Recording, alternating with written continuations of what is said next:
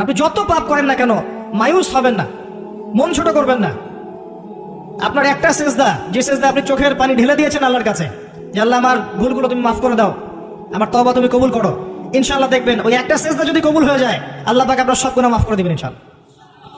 নামাজটা ছাড়েন না, যত পাপ করছেন করেন, আমি বলি নামাজ ছাড়েন না, ইনশাআল্লাহ একদিন নামাজই আপনাকে পাপ থেকে বের করে আনবে ইনশাআল্লাহ।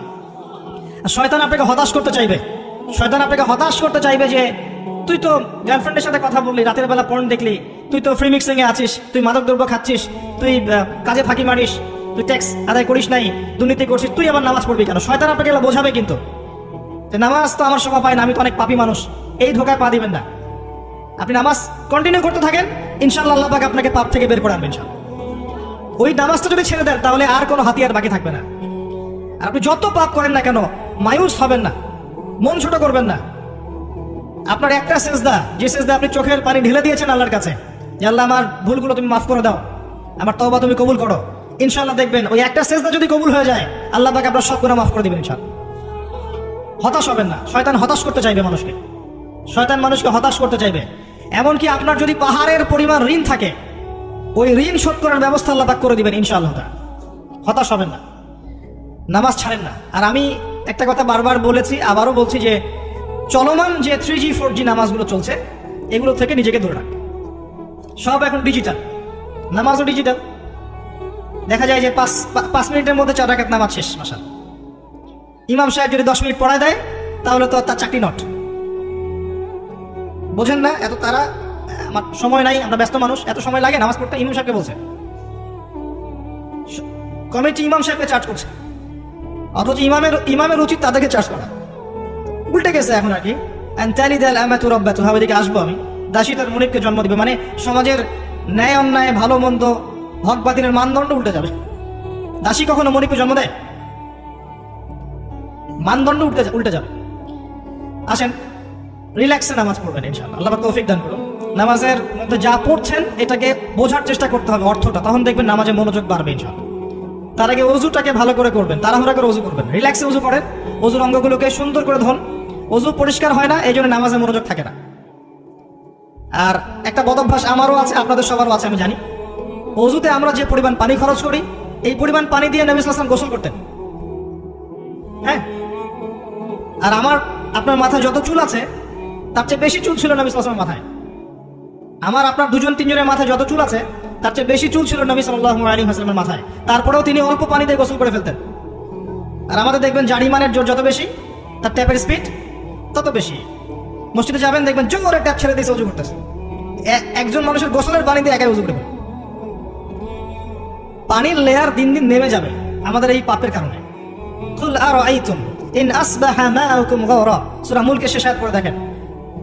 বলুন হে নবী, তোমরা যদি কখনো সকালে উঠে দেখো যে পানির স্তর সব নিচে নেমে গেছে, পানি নাই, ফামাইয়াতিকুম বিমাইন মাইন, কোন সেই সত্তা আছে তোমাদেরকে পানি এনে দিবে, প্রবাহমান পানি?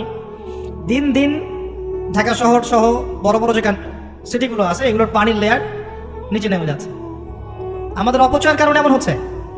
প্রচুর পানি আমরা অযুত অপচয় করি। গোসল দেখবেন শাওয়ার নিচে, ওই যে আমাদের ডিজিটাল ইয়াজুজ আর মাজুজের বাথরুম যেগুলো আছে, পানি চোষা বাথরুম, মানে 10-20 বালতি পানি দিয়ে শাওয়ার নিয়ে নিই। হ্যাঁ, আর মহিলা হলে তো কথাই নাই, আরো 10 বালতি এক্সট্রা লাগায়। তো সমস্যা, ওযু ঠিক করতে হবে, তারপরে সালাতে মনোযোগ বসবে ইনশাআল্লাহ। আল্লাহ পাক আমাদেরকে সালাত বুঝে আদায় করার তৌফিক দান করুন। মনোযোগ চলে যাবে, যাওয়া আসা করবে, মনোযোগ যাওয়া আসা করবেই, কিন্তু মনোযোগ ধরে রাখার চেষ্টা করতে হবে ইনশাআল্লাহ তাআলা। আল্লাহ পাকের ইহসান দান করেন, মনোযোগ বাড়বে ইনশাআল্লাহ আযজা ওয়া জাল। আরেকটা টিপস বলবো, সেটা হলো নামাজে সূরাগুলোর মধ্যে ভেরিয়েশন রাখতে হয়। যেমন প্রতিদিন যদি আপনি একই রকম সূরা পড়েন, আমি নিজেও দেখেছি যে আপনি প্রত্যেক ওয়াক্তেই যদি একই সূরা দিয়ে নামাজ পড়ে থাকেন, দেখবেন মনোযোগটা তুলনামূলক কম পাচ্ছেন। তো এক এক রাকাতে যদি আপনি ভেরিয়েশন নিয়ে আসেন, সূরার মধ্যে ভেরিয়েশন বোঝেন তো, বৈচিত্র্য নিয়ে আসেন, আপনি দেখবেন মনোযোগ পাবে। খেয়াল করে দেখেন। এবং তাসবিহ তাহলিল যেগুলো করছেন এগুলোর অর্থটার দিকে যদি ফোকাস করেন, মনোযোগ কিছুটা হলেও বাড়বে। আরেকটা কাজ করলে মনোযোগ বাড়বে, প্রত্যেক সিজদায় দোয়া করতে পারলে। সিজদা করছেন, শুধু সুবহান রাব্বিয়াল আ'লা এতটুকু উপরে উঠে যাবেন না, কমপক্ষে একটা দুটো দোয়া করেন, সিজদায়। কারণ সিজদায় সবচেয়ে বেশি দোয়া কবুল হয়। আল্লাহ রাসূল সাল্লাল্লাহু আলাইহি ওয়াসাল্লাম বলেছেন, বান্দা সিজদায় আল্লাহর যত কাছে থাকে, অন্য কোনোভাবে বান্দা এত কাছে আসতে পারবে না। এবং এখানে তোমরা বেশি বেশি দোয়া করো। নবী সাল্লাল্লাহু আলাইহি ওয়াসাল্লাম বেশি বেশি দোয়া করতে বলেছেন। দোয়ার জন্য হুজুর ডেকে এত খাওয়ানোর দরকার নাই, নিজে দোয়া করা শেখেন, নিজে দোয়া করা শেখেন। নিজের বাবার জন্য, মায়ের জন্য, আপনার আত্মীয় স্বজনের জন্য, আপনার নিজের জন্য, আপনার স্ত্রী সন্তানের জন্য, সমাজের জন্য, উম্মার জন্য, দেশের জন্য আপনি দোয়া করতে শেখেন। আপনার একটা প্রয়োজন, এই প্রয়োজনটাকে আমি বুঝতে পারবো, ওই আবেগটাকে আমার আসবে। আপনার যেটা প্রয়োজন, আপনার আবেগ আপনার আসবে। আপনার সন্তান অসুস্থ, আমি কি বুঝবো সেই ফিলিংসটা কেমন? আপনি বুঝবেন সেই ফিলিংসটা কেমন। অতএব নিজে আল্লাহর সাথে সম্পর্ক করেন। আর আপনি নিজেকে এত ছোট কেন মনে করছেন? আপনিও আল্লাহর সেই বান্দা, যে বান্দা আমি, যে বান্দা আর 10 জন মানুষ। আল্লাহ পাক আপনাকেও ভালোবাসেন, আল্লাহ পাক অবশ্যই আপনাকে ভালোবাসেন। জীবনের দীর্ঘ সময় পর্যন্ত আপনি আল্লাহকে ডাকেন নাই, আল্লাহ আপনাকে ফেলে দেয় নাই। আল্লাহ আপনাকে খাওয়ান, এখনো পরান, বাঁচিয়ে রেখেছেন, আল্লাহ নিয়ামত দিয়েছেন। আল্লাহ আপনাকে ভালো না বাসলে এমনি করেন?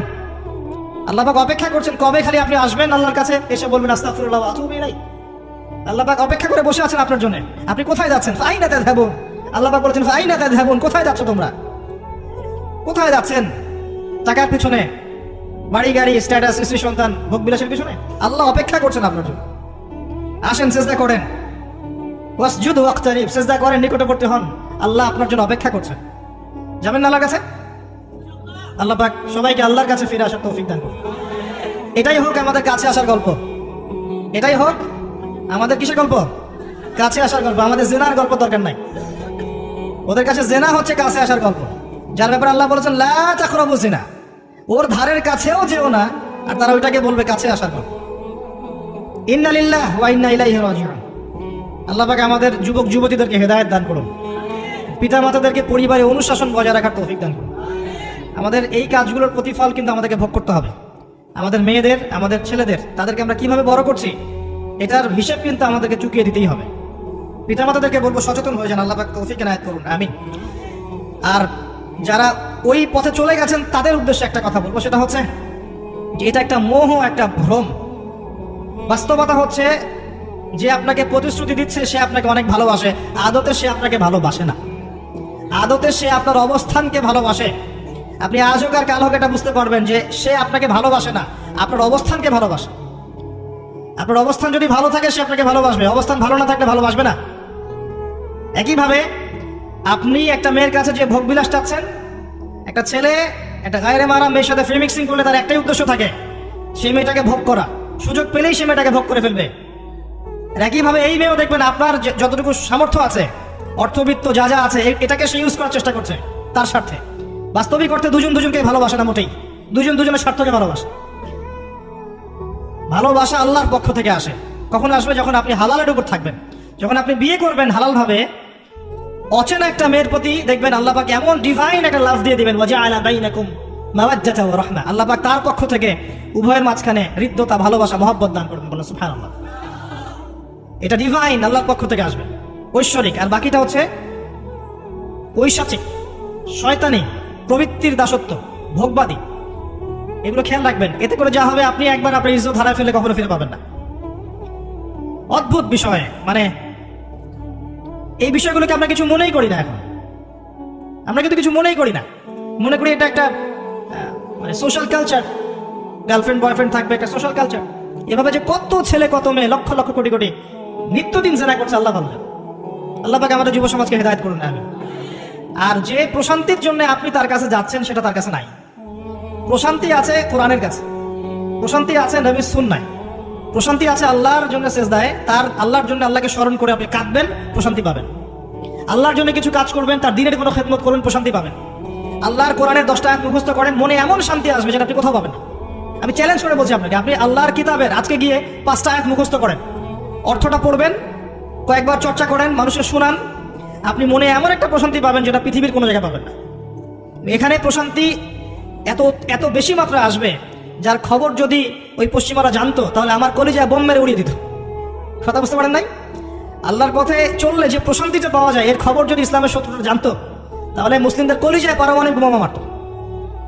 তারা জানে না কি প্রশান্তি এখানে পাওয়া যায়। আপনি যে প্রশান্তির জন্য এখানে যাচ্ছেন এটা ওখানে নাই। কোরআনের কাছে আছে, সেজদায় আছে, নামাজে আছে, তাহাজ্জুদে আছে, আল্লাহর জিকিরে আছে। আর নেককার স্ত্রীর কাছে আপনি প্রশান্তি পাবেন। এটা আল্লাহ আপনাকে গিফট দিয়েছেন। আদম আলাইহিস সালামকে আল্লাহ পাক দিয়েছেন না? তার একাকী বোধ হচ্ছিল জান্নাতে, আল্লাহ পাক সঙ্গিনী সৃষ্টি করছেন। এখানে আপনি প্রশান্তি পাবেন। বাকিগুলো প্রশান্তির উৎস নয়।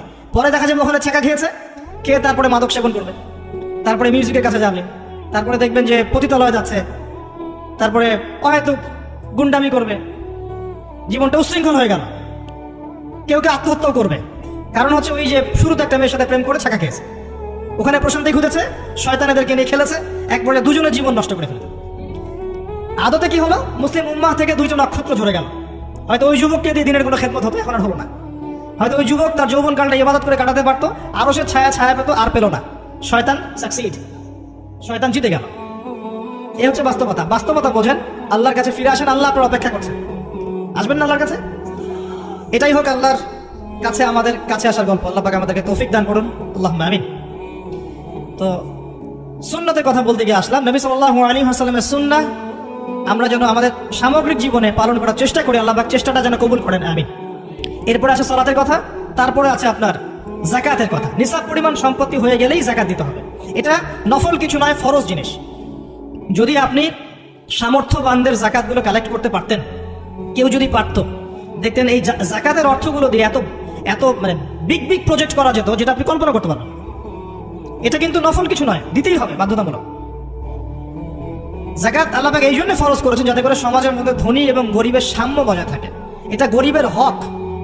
যাদের উপর যাকাত ফরজ হয়েছে তারপরেও যাকাত দিচ্ছে না, এদের সম্পত্তিগুলোকে আল্লাহ পাক কিয়ামতের দিন গলাবেন, মানে ধাতুতে পরিণত করে গলাবেন, গলিয়ে কপালে, গালে, পিঠে, চেহারায় লেপটে দিবেন। বলেন নাউজুবিল্লাহ। সূরা তাওবা পড়ে দেখেন, সূরা তাওবার মধ্যে এটা আছে। সম্পত্তি গলানো হবে, গলে একটা সোনা, তামা, ব্রোঞ্জ এগুলো গলালে কেমন হবে? এগুলো উত্তপ্ত করে যদি গায়ে লাগিয়ে দেওয়া হয় কেমন শাস্তি হবে? বলা হবে এটাই সেই তোমার সম্পদ যা তুমি সঞ্চয় করেছিলে, আজকে এটা আযাব ভোগ করো। এটা সমাজের সাম্য বজায় রাখে, গরিব আর ধনীর মধ্যে একটা ব্যালেন্স বজায় রাখে। এটা গরিবের হক। যখন আমরা যাকাত দিব না, গরিব মানুষের মাথাপিছু যে মানটা আছে জীবনযাত্রা, এটা আরো কমে যাবে। এটাতে শুধুমাত্র একটা রাষ্ট্রের উপকার হয় না, ব্যক্তি পর্যায়ে উপকার হয়। যখন ব্যক্তি পর্যায়ে যাকাত চলে যাবে সবার হাতে হাতে, দেখবেন আজকে যে খেতে পারছে না সে কালকে দুবেলা খেতে পারবে ইনশাআল্লাহ। আর অনেক মুসলিম আছি আমরা যারা সালাত পড়ি যাকাত দেই না, আছি না? যাকাতকে আমরা ফরজই মনে করি না। যদি বলা হয় ইসলামের 5টা পিলার বলেন, বলবে কালিমা, নামাজ, রোজা, হজ, যাকাত। যাকাত সবচেয়ে শেষে, তাই না? যাকাতকে পাঠাইছে সবচেয়ে শেষে, অথচ আল্লাহ বলেছেন কালিমা, তারপরে সালাত, তারপরে যাকাত, তারপরে সাওম, তারপরে হজ। যাকাতকে গুরুত্ব দিন, এটা ইসলামিক অর্থনীতির মূল ভিত্তি। যাকাতের উপরে আল্লামা তকি উসমানী শাইখের একটা বই আছে, এই বইটা পড়তে পারেন, অত্যন্ত চমৎকার। যাকাত নিয়ে বিস্তারিত আলোচনা করা হয়েছে এবং যাকাত কিভাবে মানবতার উপকার করবে এটা বলা আছে। আজকে এটা টপিক না, আমি না হলে অনেক লম্বা কথা বলতে পারতাম। আল্লাহ পাক আমাদের সবাইকে যাকাত দেওয়ার তৌফিক দান করুন, আমিন। এরপরে সাওমের কথা বলেছেন, সাওম ইনশাআল্লাহ সামনে আসবে, আমরা সবাই রাখবো। আল্লাহ পাক আমাদের সবাইকে 30টা সাওম, পুরো মাস সাওম রাখার তৌফিক দান করুন, আমিন। এবং সাওমটা শুধু না খেয়ে থাকা আর পিপাসার্থ থাকার নাম নয়, বরং আল্লাহ পাকের যাবতীয় নিষেধ ছেড়ে দেওয়ার নাম কিন্তু সাওম। এটা একটা হিজরত, মানে আল্লাহ পাক যত বিষয় নিষেধ করেছেন এগুলোকে ছেড়ে দেওয়ার নাম কিন্তু রোজা বা সাওম। শুধু না খেয়ে থাকার নাম সাওম নয়। না খেয়ে থেকে কেউ যদি গালি দেয়, গীবত করে, সুদ খায়, জিনা করে, তাকে রোজা হবে? হবে না। আল্লাহ পাকের নিষেধগুলো বর্জন করলে পরে রোজা হবে ইনশাআল্লাহ। এর উদ্দেশ্য কি? তাকওয়া অবলম্বন করা। কুতিবা আলাইকুমুস সিয়াম কামা কুতিবা আলাল লাযিনা মিন ক্বাবলিকুম লাআল্লাকুম তাত্তাকুন। উদ্দেশ্যটা কি? লাআল্লাকুম তাত্তাকুন। আল্লাহ পাকের নিষেধ না ছাড়লে কি কেউ তাকওয়া অবলম্বন করতে পারবে? অতএব সিয়ামের মূল উদ্দেশ্য কি? তাকওয়া অবলম্বন করা, আল্লাহ পাকের যাবতীয় নিষেধগুলোকে বর্জন করা। আল্লাহ পাক আমাদেরকে সিয়াম রাখার মতো রাখার তৌফিক দান করুন। রমজান মাসে আমরা ইফতার করাবো বেশি বেশি ইনশাআল্লাহ। বেশি বেশি মানুষকে ইফতার করাবেন, বেশি বেশি নফল দান সাদাকা করবেন, যাকাতগুলো দিয়ে দিবেন। রমজান মাসে কিয়ামুল লাইল করবেন, তারাবির নামাজ সুন্দর করে লম্বা করে পড়বেন। রাকাত সংখ্যা নিয়ে ঝগড়া করেন। আমরা যে কাজগুলো করি ঝগড়াটা বেশি করি। কোয়ালিটি দেখবেন আল্লাহ, কোয়ালিটি, কোয়ান্টিটি না। নামাজটা কেমন কোয়ালিটি সম্পন্ন ছিল। এবং এই রমজান মাসে সবচেয়ে বেস্ট নিয়ামা হচ্ছে কোরআন। এই মাসে কি হয়েছে? কোরআন নাজিল হয়েছে। এই কোরআনকে সময় দিতে হবে। যারা কোরআন তেলাওয়াত করতে জানি না, রমজান মাসে শিখতে হবে। যারা জানেন তারা খতম দিবেন, তেলাওয়াত করবেন, খতম দিবেন। যারা আরো ভালো জানেন তারা গবেষণা করবেন, পুরো কোরআনটা গবেষণা করবেন। পারা যাবেন ইনশাআল্লাহ। আল্লাহ পাক সবার আগে আমাকে, অতঃপর আপনাদের সবাইকে তৌফিক দান করুন, আমিন। এবং দিনের জন্য তালিম করবেন, ইমানের আলোচনা করবেন, মসজিদে দার্স দিবেন, ইফতার করাবেন, গরিবদেরকে সাদাকা করবেন, ওষুধ দিবেন, ফিতরা আদায় করবেন। রমজান মাসটাকে একটা ইসলামের ইবাদতের সংস্কৃতি বানিয়ে ফেলবেন। রমজানের প্রতিটা মোমেন্টকে কাজে লাগানোর চেষ্টা করবেন। আল্লাহ পাক সবাইকে তৌফিক দান করুন, আল্লাহ। ইফতার একসাথে করবেন, বাসায় সবাই একসাথে ইফতার করবেন। একটা কমিউনিটি, একটা মানে কি বলবো, ইসলামের উৎসব যেন বিরাজ করে। পরিবারের ছোটরা দেখবে যে রমজানে আমরা সবাই একসাথে ইফতার করি, একটা বড় থাল কিনবেন বাসায়, এই বড় থালে খাওয়া কিন্তু সুন্দর। একটা বড় থাল যেখানে পরিবারের সবাই সদস্য মিলে খাবেন। বাচ্চা কাচ্চা ছোট ছোট বাচ্চারা দেখে দেখে বড় হবে যে আমরা রমজান মাসে বাবা মা সবার সাথে বসে খেয়েছি হবে। ওদেরকে হাদিয়া দিবেন, রোজা রাখলে উৎসাহিত করবেন, রোজা রাখলে গিফট দিবেন, হাদিয়া দিবেন যে আম্মু তোমার বয়স যদিও রোজা ফরজ হয় নাই, রাখার চেষ্টা করো, যদি রাখতে পারো তাহলে আমি তোমাকে একটা গিফট কিনে দেবো। রাখতে উৎসাহিত করেন, দেখবেন ইনশাল্লাহ এই চর্চাগুলো পরবর্তীতে ওদের মধ্যে তাকওয়া নিয়ে আসবে ইনশাল্লাহ। আমাদের মনে আছে আমরা যখন ছোট, রোজা ফরজ হয় নাই, আমাদেরকে এভাবে বকশিস দেওয়া হতো, রোজা রাখলে 10 টাকা দেওয়া হতো। তখন অবশ্য 10 টাকার মান এখনকার 100 টাকার চেয়ে বেশি ছিল, কারণ আপনার টাকার মান দিন দিন কমবেই। কারণ ইসলামিক কারেন্সি যারা বোঝে না তারা এগুলো সম্পর্কে বিরূপ মন্তব্য করতে পারে, বাট আমরা জানি যে একটা সভ্যতা মানুষের সম্পদ চুষে খাচ্ছে এবং ডে বাই ডে এটা হতেই থাকবে। যাই হোক, ওই টপিকে আর গেলাম না। তো আমাদেরকে পুরস্কৃত করা হতো এভাবে, উৎসাহিত বোধ করতাম। কয়টা রেখেছি? 7টা, তারপরের বছর 10টা, তারপরের বছর 15টা, এভাবে করতে করতে দেখবেন আপনার বাচ্চা রোজা রাখা শিখে যাবে। এবং সওম রাখলে শরীরের কোনো ক্ষতি নাই উপকার ছাড়া। ক্ষতি আছে? কোনো ক্ষতি নাই, কোনো ক্ষতি নেই উপকার ছাড়া। সবচেয়ে বড় কথা হচ্ছে যারা খেতে পারে না ওদের ফিলিংসটা আপনি বুঝতে পারবেন, আপনিও বুঝতে পারবেন যে না খেয়ে থাকা এটা কেমন। আল্লাহ পাক যে খাওয়াচ্ছেন আমাকে, এটা কত বড় নিয়ামত ছিল। আল্লাহ পাক আমাদের সবাইকে রমজান মাস পর্যন্ত পৌঁছে দিক এবং রমজানের 30টা সওম পুরো মাস রমজানের যাবতীয় কাজের সাথে আদায় করার তৌফিক এনায়েত করুন, আমিন। আর সম্ভব হলে রমজান মাসে উমরা করবেন, সম্ভব হলে রমজান মাসে উমরা করতে পারেন, এটা খুব বড় একটা ইবাদত। এটাতে যে নববী রুহানি একটা স্বাদ পাবেন, এটা কিন্তু বলে বোঝাতে পারবো না আমি, আপনি করলে পরে বুঝতে পারবেন। আল্লাহ পাক তৌফিক দান করুন সবাইকে, আল্লাহুম্মা আমিন। এরপরে আছে সামর্থ্য হলে হজের কথা। আলহাজ টাইটেলের জন্য নয়, মানুষ আমাকে আলহাজ বলবে, হ্যাঁ, মানুষকে দেখানোর জন্য হজ, আমাকে হাজী সাহেব বলবে, এই জন্য হজ নয়। হজ করতে যাবেন ইব্রাহিমী চেতনা শিখতে।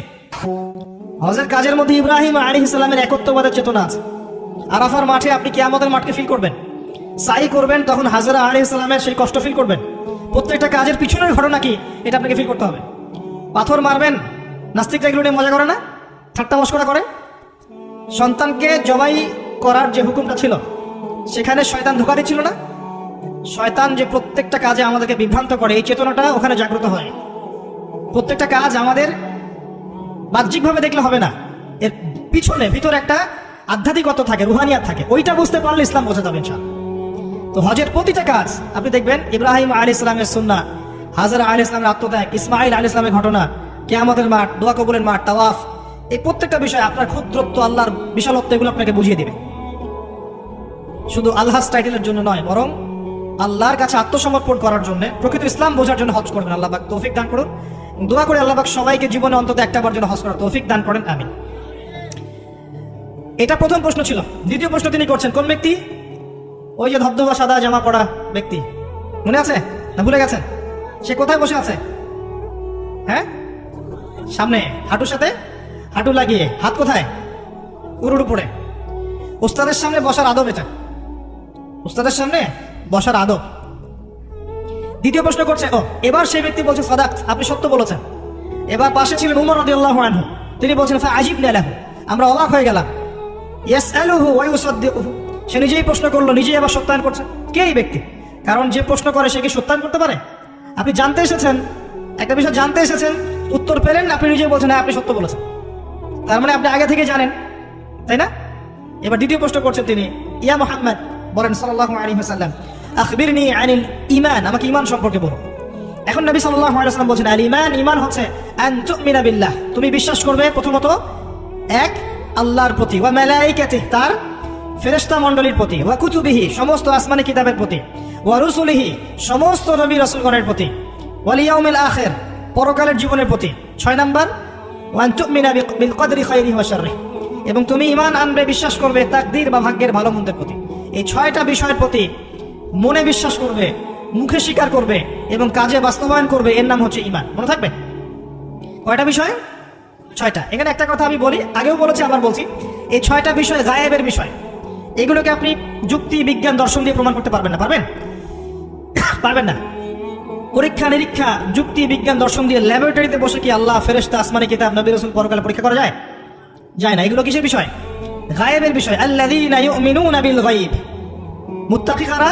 যারা গায়েবে বিশ্বাস করে, এদের জন্যই হচ্ছে আলিফ লাম মিম যালিকাল কিতাব লা রাইবা ফীহি হুদাল লিল মুত্তাকিন।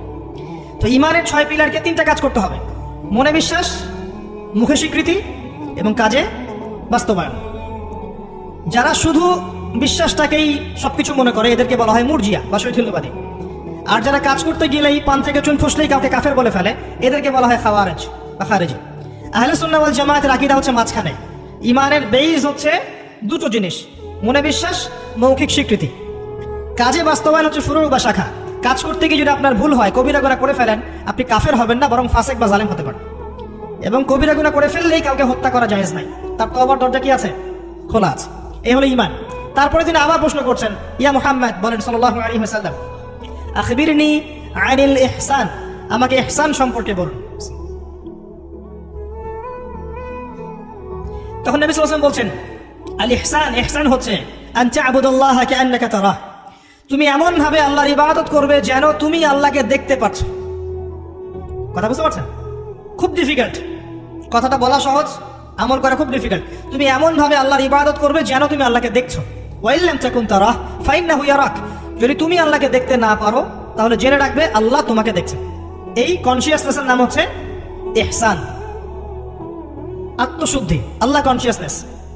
যদি কারোর মধ্যে ইহসান থাকে সে কি পাপ করতে পারবে? সে কেউ যদি ফিল করে যে আল্লাহ আমাকে দেখছেন প্রত্যেকটা কাজে, ইবাদতে, ব্যবসায়, মুআমালাতে, সামাজিক বিষয়ে, চাকরি বাকরি, ওয়ার্ল্ড অ্যাফেয়ার্স, প্রত্যেকটা বিষয়ে যদি কেউ মনে করে আল্লাহ আমাকে দেখছেন, তাহলে কি কারোর পক্ষে পাপ করা সম্ভব? এই চেতনাটা আল্লাহ পাক জাগ্রত করতে বলেছেন। আল্লাহ পাক আমাদের সবাইকে আমলে, আকীদায়, মুআমালাতে ইহসান দান করুন, আল্লাহুম্মা আমিন। আর এই ইহসানের সাথে একটা শব্দ সম্পর্কিত, এর নাম হচ্ছে তাকওয়া।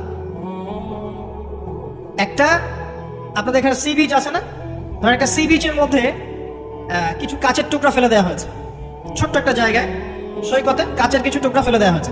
আপনাকে বলা হলো এর উপরে হাঁটেন। এখন আপনি কিভাবে হাঁটবেন? নর্মালি হাঁটবেন না পাগুলো ফেলে ফেলে খুব কেয়ারফুলি হাঁটবেন? এই হাঁটাটা হচ্ছে তাকওয়া। এই হাঁটাটার এক্সাম্পল হচ্ছে তাকওয়া। মানে এই কাচের টুকরাগুলো হচ্ছে গুনাহ, শয়তানের ট্র্যাপ, ফাসাকি, জুলুম, অন্যায়, অত্যাচার, পাপ। এখান থেকে বেঁচে বেঁচে আপনাকে পা ফেলতে হবে, এর নাম তাকওয়া। আর কখন ফেলা সম্ভব হবে? যখন আমি ফিল করবো আল্লাহ আমাকে দেখছেন। এই কনসিয়াসনেস না থাকলে এটা হবে না।